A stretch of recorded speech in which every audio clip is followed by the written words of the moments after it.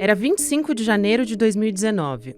A cidade de Brumadinho tinha acordado para mais um dia. O que ninguém sabia era que em poucas horas a cidade seria a vítima de um dos maiores crimes ambientais da história. Era meio-dia 28 quando a barragem do Córrego do Feijão se rompeu. Ela foi engolida pelo mar de lama, a sirene não tocou e os moradores de Brumadinho não tiveram a chance de pensar. Os seus olhos viram tudo o que construíram serem levados pela onda. A rua do meu marido tá lá, não deu tempo. Nós tava na rua, nós viu, ela já tava vindo, nós correu. Não deu tempo de pegar nada, nem documento nós pegou. Soterradas pelo progresso desenfreado da mineradora Vale, 272 vidas foram perdidas e histórias inteiras destruídas. Os sobreviventes e familiares das vítimas aguardam até hoje pela única coisa que ainda resta para eles: a justiça. O rio Paraopeba foi afetado. Municípios inteiros que dependiam da água para sua subsistência foram prejudicados. Tragédia anunciada, o correto é classificar o que aconteceu como crime. Crime que hoje, depois de 5 anos, ainda continua em andamento. E por maior que seja o cifrão dessa indenização, nada vai reverter os danos causados para as famílias que foram devastadas. Quarta-feira, 24 de janeiro de 2024.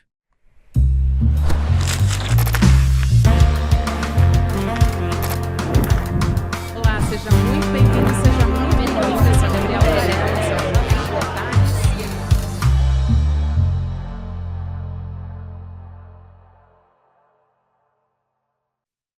Olá, seja muito bem-vindo, seja muito bem-vinda. Eu sou a Gabriela Varelli, esse é o Videocast em Detalhes e aqui você já sabe, sempre com um convidado ou uma convidada, a gente analisa uma temática, uma notícia importante do momento.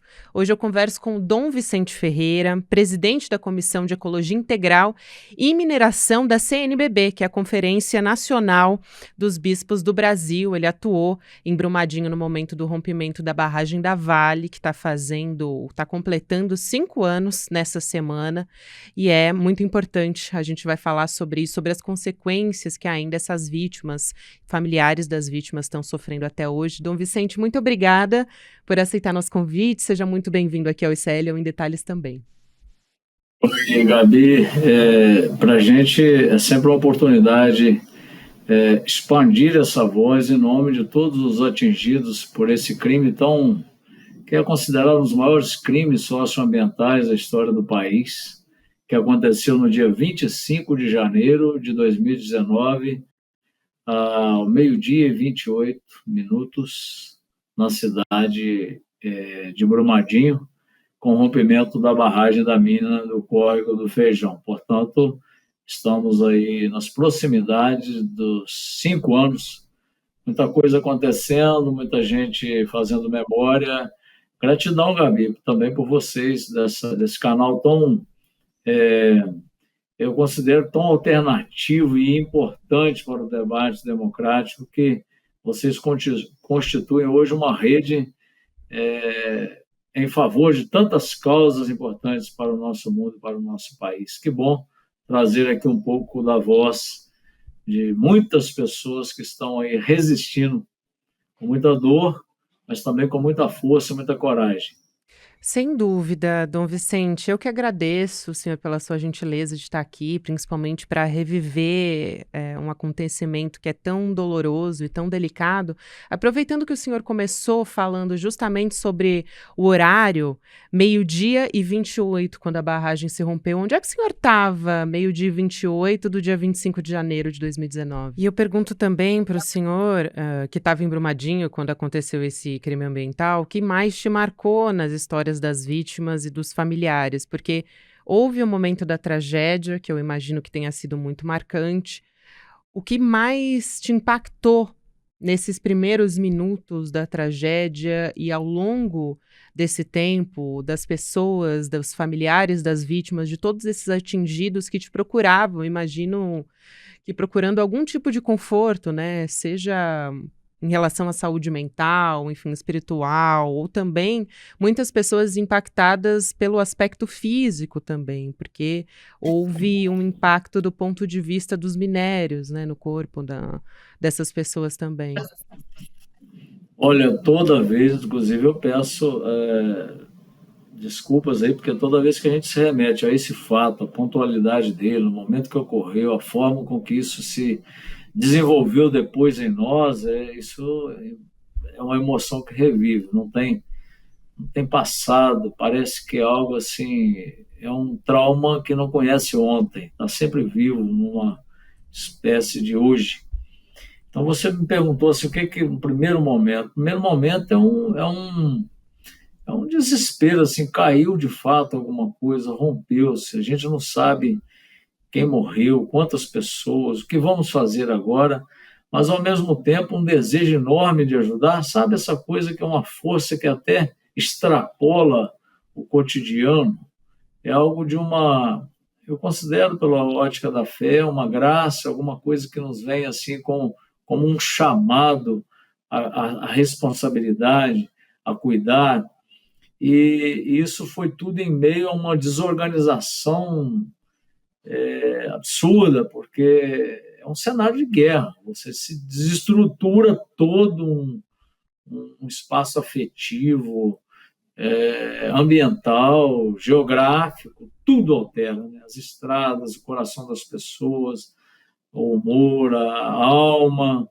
a convivência, que passou a ser ali um grande canteiro de muitas coisas. Era um negócio cenário de guerra, porque era helicóptero, resgatando o corpo, ao mesmo tempo era a gente sepultando pessoas, famílias, tentando dar um amparo mínimo emocional, de fé, nas igrejas, nas casas, e coincidia com isso também muita coisa, havia isolamentos de comunidades que pela barragem interrompida, teve comunidades que sofreram isolamento, então tinha que levar alimento, água, isso juntou tudo num tempo assim absurdamente de ruptura, rompeu-se. Eu penso, Gabi, que a minha vida começou um grande processo de mudança também. Eu passei a me reconfigurar como um outro ser humano, do ponto de vista da minha missão como bispo também. Eu tenho escrito sobre isso em vários espaços.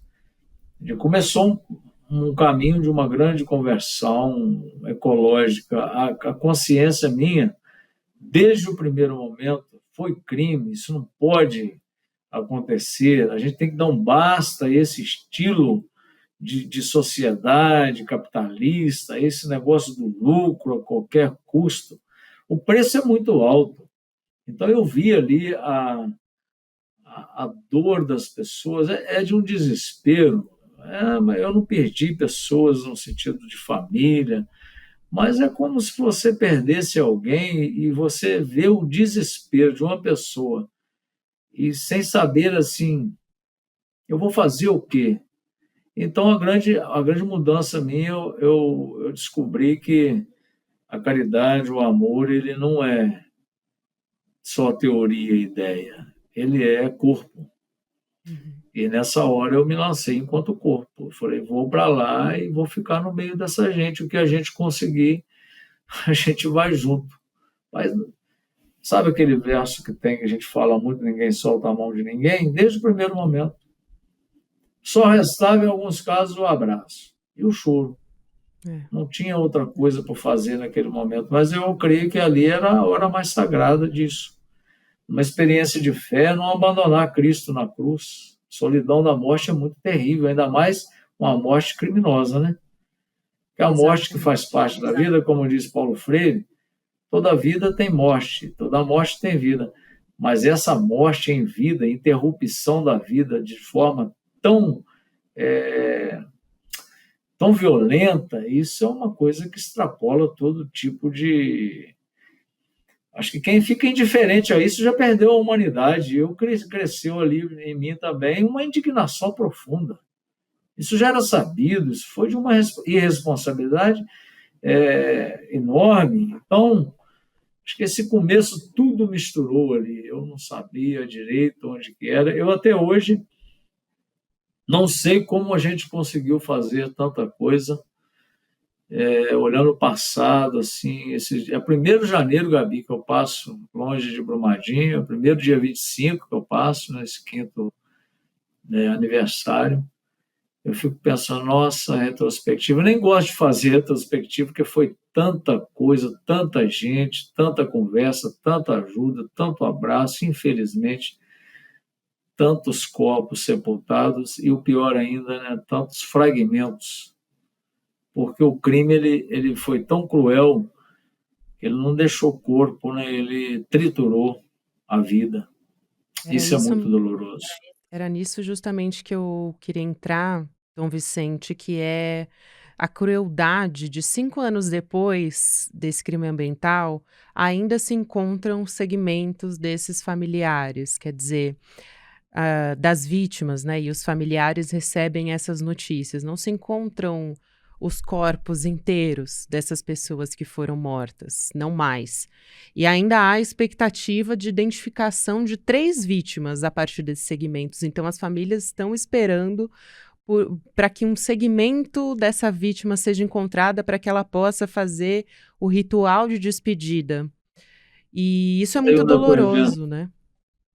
Eu escutei, Gabi, um depoimento de uma mãe, quando ela pôde enterrar, ela sabia que não era o corpo, era apenas algum membro que identificou, né? Então fez o rito, é importante também falar disso, ela dizendo, olha que crueldade, eu ainda tenho que dizer que eu estou feliz de fazer e celebrar esse rito, sabe? Porque eu sei que tem gente que não vai conseguir ter esse momento de despedida.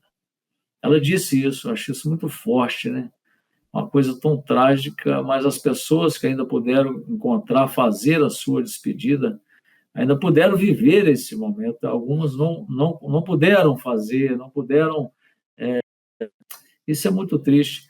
É de uma crueldade muito grande, né? Muito grande. E E ainda faz passar diga. nessa coisa da dignidade dos corpos. O sistema atual é um produtor de sei lá, é um produtor de morte, né? Porque, infelizmente, não são também as únicas vítimas.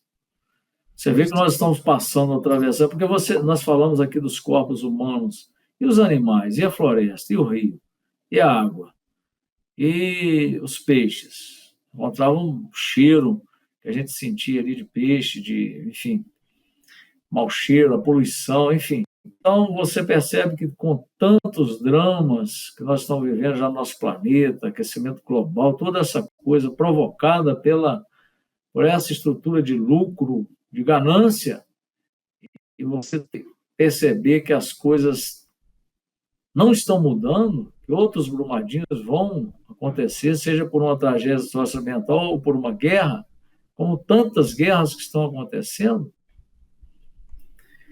Agora,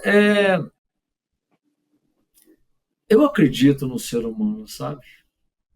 Não sei se a Terra, a Mãe Terra, está tão convencida de que nós somos importantes, porque ela também reage às nossas crueldades, né? Mas eu acredito que eu vivi em Brumadinho uma espécie de transbordamento do bom, daquilo de bom que a gente é capaz. Se eu vi o horror, eu também experimentei, Gabi, a expressão mais plena de amor do que o ser humano é capaz. Porque eu também nunca vi tanta solidariedade na minha vida. Tanto amparo, tanta força, tanta união, tanta... Agora, se você me perguntar pelo depois, vai passando o crime, vão as disputas, olha, você quer ver uma coisa terrível também? É usar os atingidos, sabe? Você já imaginou? Eu aprendi isso nesse itinerário. Organizações que ficam disputando. Eu aprendi essa palavra. Vamos disputar os atingidos. Eles são importantes, ou para a minha organização, para a minha igreja, para a minha política, para o meu partido. Olha, de longe hoje eu agradeço a Deus por ter tido a coragem de... Claro, eu sou imperfeito, tenho minhas incoerências, muita gente me criticou, me critica, mas eu digo para você, não tem itinerário definido, não é claro na hora que a gente está num trauma desse. para você tomar decisões, nem sempre a gente consegue ver muito o que vai fazer agora. A gente tem que simplesmente fazer, ir adiante, confiar e acreditar naquilo. Mas eu hoje também agradeço muito por não ter usado, sabe? Porque tem muita gente que ainda aproveita dessas situações para poder pensar em outros objetivos que não ajudaram as pessoas. E eu, graças a Deus, eu hoje posso dizer que estou em paz lá no meu livramento de Nossa Senhora, na Bahia, no Sertão, na Chapada Diamantina. Muita saudade ainda e com vontade de estar lá, né? Porque eu acho também que o trauma ele é sempre um desejo de estar num lugar que a gente sabe que não existe mais. E é coletivo Imagina, também, né, Dom Vicente? mas Eu acho que tem isso. imagina a mãe e o pai que perde seu filho único, que perde. Tem família que perdeu 5, 6 pessoas. Eles vão querer sempre voltar. Acho que é um pouco que eu sinto. Muito, claro, muito. Não dá para comparar, né? Mas o que eu sinto, assim, voltar a um lugar que, na verdade, não existe mais, né? Aquele filho morreu, né? Ele vai ter que ser agora...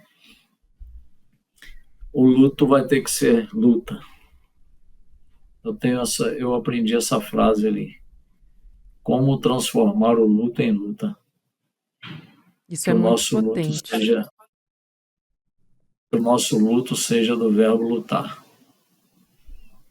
Dom Vicente, É o a senhor única, é a única citou. razão que dá para esperançar, né? Porque se a minha voz hoje, depois de 5 anos, já ajudou algumas pessoas a recuperarem, ou a gente a proteger algum tipo de território, a não acontecer uma violência assim, tá bom. Graças a Deus. O senhor citou, Dom Vicente, o rio Paraupeba, por exemplo, que não está em condições para uso para as pessoas que moram ali, para os animais. E a Vale diz que a estação de tratamento devolveu 52 bilhões de litros de água limpa ao rio. Mas o fato é que as imagens, a gente vê imagens da paisagem, é assustador, né? A gente vê lama, é isso que a gente vê. Em consequência Você, desse crime ambiental, houve esse desgaste em todo o modo de vida da população. Eu falei do rio, eu vi o depoimento, por exemplo, de um morador lá de Brumadinho dizendo: a uma hora dessa eu estaria pescando, eu não tenho mais essa atividade, as pessoas não têm mais essa atividade. Era uma forma de trabalho também. Houve uma mudança em toda a cidade. Eu queria ouvir o senhor sobre isso, porque houve um aumento do custo de vida, supermercados, aluguéis, imóveis mais caros, um inchaço da população, sem contar o custo para a saúde mental, que é algo que a gente já começou a traçar aqui. Como que o senhor acompanhou essas mudanças também? a gente tem que. Eu acho que o ponto que me ajudou foi a questão da ecologia integral. Quando tudo está interligado. A Vale ou essas empresas, a narrativa delas para reparar não leva em conta o tecido rompido. Elas são, eu tenho dinheiro, então quanto que vale a sua dor? Aí vai lá e vou te pagar tanto. Quanto vale o seu filho que morreu? É, isso não é a lógica. Isso é outro crime. Isso é outro crime. É um crime continuado. A gente até cunhou um termo de seria uma engenharia criminosa, né? Uma engenharia criminosa. Se tratar dessa forma, como se você fosse curar essas coisas. E eu acho que do ponto de vista do meio ambiente, nada foi feito. O rio continua lá sujo, poluído. Há um ano atrás, eu ainda morava lá, um ano, não, 2, aconteceu uma das maiores enchentes de Brumadinho e nós fomos constatar ali, olhando, que eram os rejeitos que ficaram depositados no fundo do rio que vieram à tona. Era lama, Gabi. Nós entramos nas casas das pessoas, não tinha barro, tinha lama do rompimento da barragem. Portanto, é um descaso, é um cinismo. E essas coisas de propaganda que estão aí na televisão, isso é uma maquiagem. Eu fico com a mãe que me disse: ô Dom, será que não terá uma justiça divina? Porque a nossa justiça é terrível. Você vê, tem um processo ali que não aconteceu nada, ninguém está preso, ninguém foi julgado, ninguém está condenado. E aí vai a empresa só julgando bilhões para fazer reparação, acordo com o Estado, e desse acordo vira palco político, eleitoreiro, e vai fazendo tudo, e a cidade continua lá com seu sofrimento, com seu luto interminável, com seu consumo. Nós fizemos lá uma pesquisa, até a Fiocruz divulgou isso na minha época, em Brumadinho, eu li essas pesquisas, da elevação do índice de consumo de ansiolíticos, de remédio para dormir, de crises como infecção urinária, que está tudo ligado à ansiedade, tudo. Isso daí é irreparável. Agora, cuida disso como? Dando dinheiro para a pessoa comprar remédio. É uma engenharia, de fato, criminosa. E as pessoas ficam à mercê de uma outra reparação. Quanto custa a paz de uma pessoa, a integração socioambiental? Aí vai lá, Vale está fazendo camontoeira de obra lá. Eu não sei, sinceramente, para que aquilo, né? Deve ter sido também para aproveitar os rejeitos de minério, para poder ela também aproveitar isso, porque isso, do ponto de vista real, que você vê ela comprando todo o território e as pessoas, inclusive, saindo de lá, ou as que estão chegando por outras finalidades. Então, é muito doloroso tudo isso, sabe? E a nossa voz, o nosso grito, por onde nós vamos, é para que isso nunca mais aconteça. É o seguinte, o senhor falou a respeito da saúde mental das pessoas, eu queria trazer alguns dados da coordenadora da Rede de Atenção Psicossocial de Brumadinho, de que 2013 até 2019 ela tinha uma média de atendimento de 392 pessoas, 2019 a 2022, 2019 justamente quando aconteceu o rompimento da barragem, a média foi a 1.090, e aí ela faz diversos relatos de gatilhos para essas pessoas, quer dizer, um barulho de helicóptero, porque no rompimento tinha muito helicóptero para atuar ali nos resgates e tudo mais. Agora, outro ponto que o senhor tocou e que eu quero trazer aqui é a importância de lembrar dessa data, porque esse crime ambiental em Brumadinho aconteceu só 3 anos depois de Mariana, do caso em Mariana. Temos também esse ano, em 2024, a gente falou muito no final de 2023, mas já estava acontecendo há décadas, a questão da Braskem lá em Maceió, do afundamento do solo. E aí, levando em conta a questão da exploração da mineração e a forma como são conduzidas essas construções e o monitoramento dessas grandes empresas, o senhor disse que a gente vai repetir essa tragédia. E eu pergunto por que é tão difícil punir essas empresas e, mais ainda, prevenir essas tragédias anunciadas. O processo criminal, por exemplo, da Vale, ainda não foram julgados nenhum dos 16 réus da mineradora. E nem da Tufsud, que fez aquela auditoria que fraudou o laudo de estabilidade da barragem, segundo as investigações. Então é muito importante. Parece que o crime dá lucro. Só pode ser isso. Tem alguém ganhando com essas estruturas criminosas. Então eu só posso entender que isso é aquilo que eu disse, que é uma engenharia lucrativa. Enquanto os pobres, os moradores, os trabalhadores de Mariana, de Brumadinho, de Maceió estão pagando o preço com a vida, estão morrendo ou da forma com que os 272, né? Foram 270 pessoas, adultos e 2 crianças no ventre, né, das mães, que tinha nome, viu, Gabi? Maria e Lourenço. Essas 2 crianças eu fiz até uma poesia, até Maria e Lourenço, haja lenço. Então, você percebe que, olha, a sequência de crimes socioambientais é porque isso está dentro de uma lógica do capital. Já está previsto isso. Eu tive um pesadelo uma noite que eu fiquei sem dormir só de pensar que esses crimes são programados. Porque só pode ser isso, não tem outra explicação. Está tudo ali apontando para. Já se conhecem os riscos. E você continua deixando um refeitório com 300, sei quantos funcionários ali. Você sabe que o rompimento da barragem foi na hora do almoço, na sexta-feira. Devia estar todo mundo no seu momento de alegria, né? Porque estava voltando para casa no final de semana.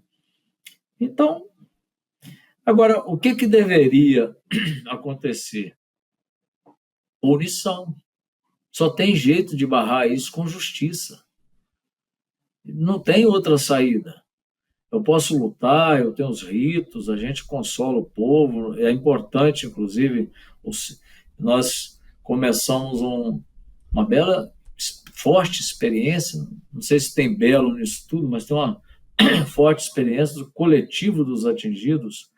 Era um espaço de afeto, de choro, de conversa livre, espontânea, de pensar o futuro, falar de poesia, cantar música, rezar, as celebrações da memória. No dia 25 sempre tem a missa, tem a caminhada, a romaria, o ato no letreiro dos familiares, isso tudo é muito importante. Mas o que eu aprendi depois de 5 anos, escutando essa série de depoimentos de pessoas, é que hoje a palavra justiça é uma palavra-chave de todo esse processo.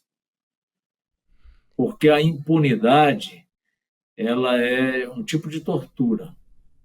É a consciência de que daqui a pouco quem sofre vai estar achando que ele mesmo é a causa do sofrimento. Porque ele não consegue sair dessa rede perversa, né? Não consegue, não tem força. Então, o clamor por justiça é hoje uma coisa assim. E a justiça não é só também para ir lá e vai lá para a empresa e cobra tanto. Isso está sendo feito. São os acordos, né? São os acordos. Então, não tem acordo com crime, teria que ter mudança. Muito obrigada por o senhor aceitar nosso convite. Um abraço grande para o senhor. Até uma próxima. E obrigado pelo seu carinho de ter nos acolhido aqui, e a todos que nos acompanham. Vamos lutar por um mundo novo, que seja um mundo de irmãos e irmãs, sem preconceito, sem vítimas, cuidando de uma casa comum que é a nossa Mãe Terra. Obrigada por isso, Dom Vicente. Um abraço para o senhor. Até mais. Videocast em Detalhes fica por aqui. Próximo episódio vai ao ar às 10h30 da manhã, ao vivo no YouTube, por onde você acompanha toda a nossa programação. Antes de eu te lembrar que você continua por aqui no ICL, porque tem muita coisa boa ainda na nossa programação, deixa eu só lembrar você a campanha de 2024 do ICL, porque a gente começou mais um ano e você é nosso convidado para lutar com a gente por um mundo melhor. A gente estava agora mesmo, inclusive, falando sobre essa questão do rompimento das barragens. A gente também tem ainda muito ódio, fake news ligadas à política, assuntos que a gente trata aqui todos os dias, um conservadorismo que ameaça uma guinada, inclusive, de voltar ao poder. A gente comprou essa briga aqui no ICL, a gente precisa, claro, de você aqui do nosso lado, defendendo esse jornalismo que a gente escolheu, que é um jornalismo que tem como premissa a democracia em primeiro lugar, um jornalismo corajoso. Então, você fazendo a sua assinatura aqui no ICL, você já está apoiando tudo isso. Além de apoiar o nosso jornalismo, você também tem acesso a 250 cursos, mais de 250, tanto nacionais como internacionais, na nossa plataforma. Também tem uma super novidade que é o seguinte, gente, os membros do ICL agora, eles vão poder aproveitar esse clube de benefícios. Para quem não está assistindo, agora é o momento de colocar na tela também para dar uma olhada, porque tem descontos de até 60% em lojas, restaurantes, farmácias, cinema, enfim. É muita coisa interessante, centenas de serviços. Então, se você assinar o ICL até o dia 24 de janeiro no Plano Solidário, portanto, hoje, dia que esse episódio está indo para o ar, para quem está acompanhando agora que está saindo, você ganha o livro Negócio do Jair, da Juliana Dalpiva, olha só, autografado, A História Proibida do Clã Bolsonaro, Livro importantíssimo, gente, para entender a história do nosso país. Tem também o livro Travessia, de Banqueiro a Companheiro, do Edu Moreira, nosso Eduardo Moreira, e também o primeiro livro físico da editora ICL, que é o Noam Chomsky, que escreveu e é editado pela nossa editora. O livro Como Parar o Relógio do Juízo Final. Essa capa linda aí que você está acompanhando na sua tela. Mas olha, é tempo limitado realmente, então tem que ser nessa quarta-feira para quem está nos acompanhando agora, para não perder essa oportunidade. Você acessa icl.com.br/emdetalhes para ajudar a gente a continuar essa luta firmes e fortes nesse ano de 2024.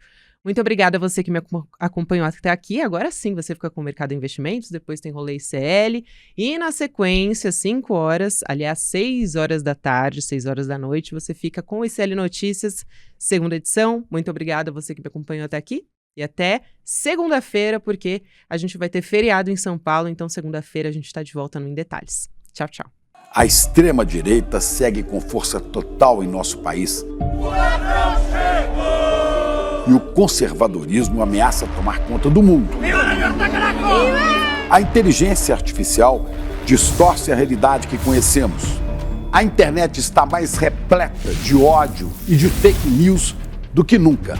As mentiras que eles contam beiram o absurdo. Querem destruir reputações e transformar os bons em criminosos. O Júlio Lancelotti atua como um cafetão, distribui marmita, mas não faz nada para salvar ninguém. Querem reescrever a história. Vocês nunca viram uma ação que terminou em violência por parte das pessoas que participaram de várias manifestações por todo o Brasil ao longo do meu mandato quase todo. A sua sede de poder é insaciável e eles vão fazer de tudo para tentar nos paralisar de medo. Mas eles não vão conseguir nos parar. O ICL está aqui para lutar contra os inimigos da verdade. Não podemos e não vamos nos curvar. Não podemos e não vamos baixar a guarda justo agora. Nossa comunidade é a nossa maior força nessa luta contra os poderosos. Venha conosco lutar pela democracia. Em 2024, acesse icl.com.br. Vamos à luta!